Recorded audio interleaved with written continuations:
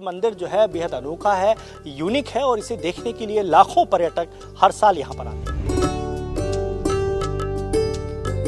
जबलपुर के भेड़ाघाट क्षेत्र में भगवान भोलेनाथ और माता पार्वती की ऐसी प्रतिमा स्थापित है जिसे देखने के लिए दूर दूर से लोग आते हैं और ये प्रतिमा अपने आप में बेहद अनोखी है। जब भगवान अपना विवाह करके माता पार्वती के साथ लौट रहे थे उस दौरान का ये चित्र इस प्रतिमा के पर दिखता है। ऐतिहासिक नजरिए से देखें तो ये मंदिर तकरीबन 1200 साल पुराना है। गौरी शंकर भगवान नंदी पर बैठे हुए दुनिया भर की एकमात्र मूर्ति है। सब जगह आपको शिवलिंग में पिंड रूप में ही मिलते हैं। भृगु ऋषि के तप स्थली होने के कारण इसका विशेष महत्व बढ़ जाता है। यहाँ जो 64 योगिनी यहाँ विराजमान है, क्योंकि इस मंदिर के चारों तरफ आप देखोगे तो आपको छोटी छोटी मूर्तियां दिखाई देंगी। वैसे तो पूरी दुनिया भर में भगवान शिव के विभिन्न रूपों के दर्शन होते हैं, खासतौर पर शिवलिंग स्वरूप में, लेकिन संस्कारधानी जबलपुर के भेड़ाघाट क्षेत्र में भगवान भोलेनाथ और माता पार्वती की ऐसी प्रतिमा स्थापित है जिसे देखने के लिए दूर दूर से लोग आते हैं और ये प्रतिमा अपने आप में बेहद अनोखी है।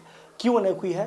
क्योंकि भगवान भोलेनाथ की ये प्रतिमा जब भगवान अपना विवाह करके माता पार्वती के साथ लौट रहे थे उस दौरान का ये चित्र इस प्रतिमा के पर दिखता है। और ऐसी प्रतिमा एकमात्र भेड़ाघाट में मौजूद है, क्योंकि इस पर भगवान भोलेनाथ नंदी के ऊपर विराजमान हैं और पीछे बैठी है माता पार्वती। पौराणिक कथा ये कहती है कि जब भगवान शिव विवाह करके लौट रहे थे तो इसी क्षेत्र में ऋषि जो भृगु ऋषि थे उनके निवेदन पर भगवान यहाँ अपने 64 योगिनियों के साथ रुके और उस दौरान उन्होंने यहाँ पर जो है ऋषियों की आतिथ्य स्वीकारा और उसके बाद से ही यहाँ पर ये प्रतिमा स्थापित है। इसके साथ साथ भगवान गणेश की प्रतिमा यहाँ पर स्थापित है, कार्तिकेय भगवान की प्रतिमा स्थापित है और लक्ष्मी नारायण की यहाँ पर प्रतिमा स्थापित है। और यही दर्शाता है कि इस पूरी जो मंदिर का है इसका पौराणिक महत्व बहुत महत्वपूर्ण है। लेकिन अगर हम ऐतिहासिक नजरिए से देखें तो ये मंदिर तकरीबन 1200 साल पुराना है और 1200 साल पुराने इस मंदिर की जो कला है वो बेहद अद्भुत है। कल्चुरी कालीन ये कला नज़र आती है। पूरा जो मंदिर है वो बड़ा विशेष आकार का बना हुआ है और इसलिए भगवान भोलेनाथ की इस प्रतिमा का न केवल आध्यात्मिक बल्कि पौराणिक महत्व भी है। और इस महत्व के चलते महाशिवरात्रि के मौके पर लाखों श्रद्धालु यहाँ पर आते हैं और भगवान भोलेनाथ की इस अद्भुत प्रतिमा का दर्शन करते हैं। क्या इसकी पौराणिक कथा है और कितना महत्व है इसका? ये जहाँ हम खड़े हैं ये भृगु ऋषि की तपोभूमि है। भृगु क्षेत्र ही है। इंग्लिश टाइम में अपभ्रंश होकर भेड़ाघाट का नाम इसका नाम बिगड़ गया है। भृगु क्षेत्र है, भृगु ऋषि की तपोभूमि है। गौरी शंकर भगवान नंदी पर बैठे हुए दुनिया भर की एकमात्र मूर्ति है। सब जगह आपको शिवलिंग में पिंड रूप में ही मिलते हैं। भगवान शंकर माता पार्वती के साथ बारात के समय का जो स्वरूप है वो आपको यहीं पर दर्शन करने के लिए मिलता है। ये यहाँ का मुख्य विशेषता है। करीब 1200 साल पहले सातवाहन राजाओं ने, कलचुरी राजाओं ने इस मंदिर का निर्माण करवाया है। और बाहर जो सब आप मूर्तियाँ देख रहे हैं ये माता पार्वती की 64 परिचारिकाएँ हैं, उनकी शक्तियाँ हैं 64। और करीब 12 साल से इसका इतिहास मिलता है। भृगु ऋषि के तप स्थली होने के कारण इसका विशेष महत्व बढ़ जाता है।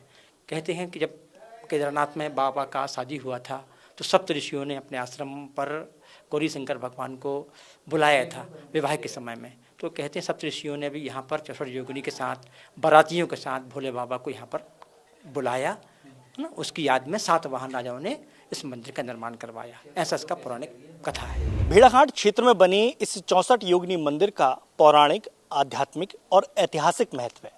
क्यों महत्व है? क्योंकि इस मंदिर की बनावट कल्चुरी कालीन है और कल्चुरी कालीन होने की वजह से इसकी उम्र तकरीबन 1200 साल से ज़्यादा पुरानी है। और इसकी बनावट को आप देखेंगे तो आपको ठीक वैसे ही यहाँ की बनावट नजर आएगी जैसे कल्चुरी कालीन मंदिर कहा जाता था। और चूंकि ये बेहद महत्वपूर्ण इसलिए है क्योंकि इस मंदिर की जो बनावट है वो बेहद अद्भुत और अनोखी है। ऐसा मंदिर और ऐसा परिसर आपको दुनिया में कहीं और देखने को नहीं मिलता, क्योंकि यहाँ जो 64 योगिनी यहाँ विराजमान है इसलिए इसे 64 योगिनी मंदिर कहा जाता है। क्योंकि इस मंदिर के चारों तरफ आप देखोगे तो आपको छोटी छोटी मूर्तियाँ दिखाई देंगी, लेकिन ये मूर्तियाँ खंडित है। खंडित इसलिए हैं क्योंकि यहाँ पर जब मुगलों ने आक्रमण किया तो इस मंदिर की तमाम मूर्तियों को खंडित कर दिया और इसी वजह से इसका महत्व बड़ा महत्वपूर्ण है। दूसरी बात ये होती है कि इस मंदिर की जो बनावट है वो बेहद अनोखी है। कहा यह जाता है कि वर्षों पुराने यानी हजारों साल पहले यहाँ पर ऋषि मुनि तप करते थे, तांत्रिक पूजाएं करते थे। इसे एक विश्वविद्यालय भी कहा जाता था और इसी क्षेत्र में आकर दुनिया भर के जो तमाम ऋषि मुनि हैं वो यहाँ पर आकर तपस्या करते थे, वेद शास्त्रों का अध्ययन करते थे, ज्ञान प्राप्त करते थे। और इसी वजह से ये जो है आक्रमणकारियों की नज़रों में आया और उसके बाद फिर यहाँ पर इस तरह की घटनाएं हुई। ये जो प्रतिमा आपने देखी, ऐसी प्रतिमा कहीं और देखी है आपने? नहीं, बिल्कुल देखी है, लेकिन इतनी अच्छी नहीं देखी है। यहाँ आकर इतना सुकून मिला है, यहाँ से ज़्यादा कहीं नहीं मिला है। यहाँ आकर जो सुकून मिलता है और कहती है यहाँ का जो माहौल है, ऐसा तो कहीं नहीं देखने नहीं मिला है। ये फर्स्ट टाइम है जो देखे हैं। यह पौराणिक मंदिर है हमारे जबलपुर का, करीब 1000 साल प्राचीन है। तो और ये वर्ल्ड हेरिटेज में आता है जबलपुर में, तो इससे हमारे जबलपुर का बहुत गौरव बढ़ जाता है। तो हमारे लिए बहुत इम्पोर्टेंट है ये। मुझे बहुत श्रद्धा थी यहाँ पे आने की, इतना अंदर से जुनून था इन द सेंस कि मैं 15 साल से सोच रही हूँ यहाँ पे आने के लिए।